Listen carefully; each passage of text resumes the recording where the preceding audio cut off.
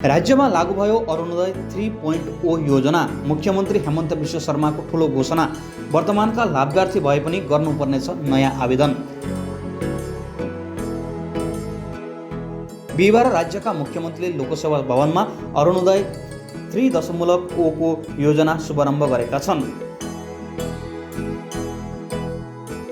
अरुणोदय लाभार्थीको संख्या अब 37 लाखसम्म वृद्धि गर्ने परियोजना बताएका छन्। 10 तारिखे 1250 टका আপোনালোকৰ বেংক একাউণ্টত প্ৰত্যেক মাহতে জমা হ'ব। আপোনালোকে যিমান দিনলৈ বিচাৰিব যে মোৰ মানুহটো সকলোৱে মৃত্যু হয় বোলে মোৰ মৃত্যুৰ আগদিনাখনলৈকে অৰুণোদয় লাগিব, সিমান দিনাখনলৈকে আপোনালোকে প্ৰত্যেক মাহৰ 10 তাৰিখে अरुणोदय आसनी आपनालुके पाइ। अरुणोदयको तेस्रो पर्यायको संस्करण मार्फत 37.2 लाख व्यक्तिलाई यो योजना प्रदान गर्ने उद्देश्य बताए मुख्यमन्त्रीले।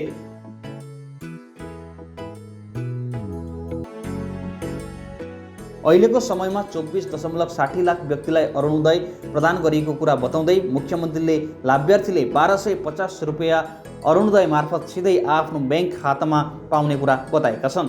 दुखिया दरिद्र মানুহক আজি আমি তিনিটা সহায় ডাইৰেক্টলি কৰিছো যি আগত কেতিয়াও সম্ভৱ হোৱা নাছিল।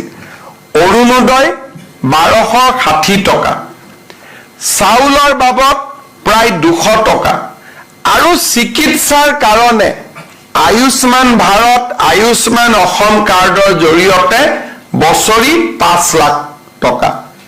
আগতে দুখীয়া মানুহক এই ধৰণে ডাইৰেক্টলি সহায় কৰাৰ চৰকাৰৰ হাতত কোনো আঁচনি নাছিল। মই বৃদ্ধ পেঞ্চন বিধৱা পেঞ্চনৰ কথা নকওঁৱে, তিনিটা ডাঙৰ আঁচনি ৰেচন কাৰ্ড আয়ুষ্মান ভাৰতৰ কাৰ্ড, কাৰণ ৰেচন কাৰ্ডখন দেখুৱালে আয়ুষ্মান ভাৰতো আমি চিকিৎসা কৰিব পাৰোঁ।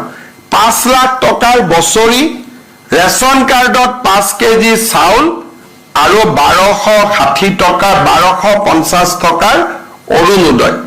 তিনিটা প্ৰত্যেক মাহত আমাৰ চৰকাৰে দুখীয়া দৰিদ্ৰ মানুহক ডাইৰেক্টলি আজি সেৱা কৰিব পাৰিছে। বেমাৰ হলে এতিয়া মাটি বিক্ৰী কৰিব নালাগে, মধ্যভোগীৰ পৰা টকা সুদত ল'ব নালাগে। 5 লাখ টকালৈ আমাৰ মেডিকেল কলেজতে হওক ডিষ্ট্ৰিক্ট হস্পিটালতে হওক আমি চিকিৎসা কৰিব পাৰোঁ। চাউল মুঠিৰ বাবে ৰেচন কাৰ্ডখনৰ আমি সহায় ল'ব পাৰোঁ আৰু 1250 টকা অৰুণোদয়েৰে বিদ্যুতৰ মাচুল, দালি, চাউল আৰু সৰু সুৰা চিকিৎসাৰ খৰচৰ ব্যয় আমি বহন কৰিব পাৰোঁ। আৰু চৰকাৰে এই কামবোৰ কৰি থকাৰ কাৰণে আজি আমাৰ ৰাজ্যখনৰ 80 লাখ পৰিয়াল দৰিদ্ৰতাৰ সীমাৰেখাৰ পৰা বাহিৰলৈ আহিব পাৰিছে। ছেপ্টেম্বৰৰ 19 তাৰিখে এই কাম হাতত লৈছো। নৱেম্বৰৰ ভিতৰত ৰেচন কাৰ্ড দিয়া আমি শেষ কৰিব লাগিব আৰু জানুৱাৰী মাহৰ ভিতৰত আমি অৰুণোদয় হিতাধিকাৰী নিৰ্বাচনৰ প্ৰক্ৰিয়া আৰু ফৰ্ম ফিল আপ এফিডেভিট পৰ্টেললৈ নাম অনা এই গোটেই প্ৰক্ৰিয়াবিলাক আমি সমাপন কৰিব লাগিব। লোকসভা নিৰ্বাচনত অৰুণোদয়ক লৈ মই প্ৰতিশ্ৰুতি দিছিলোঁ 100 দিনৰ ভিতৰতে নিৰ্বাচন হৈ যোৱাৰ 100 দিনৰ ভিতৰতে এই প্ৰতিশ্ৰুতি আজি আমি পূৰণ কৰিবলৈ পাই সঁচাকৈয়ে गौरव अनुभव गरिछु। समग्र 2026 वर्षको विधानसभा चुनाव नजिकै आउँदा मुख्यमन्त्रीले एकपछि अर्को योजना मार्फत लाभार्थी सृजना गर्दै आएका छन्।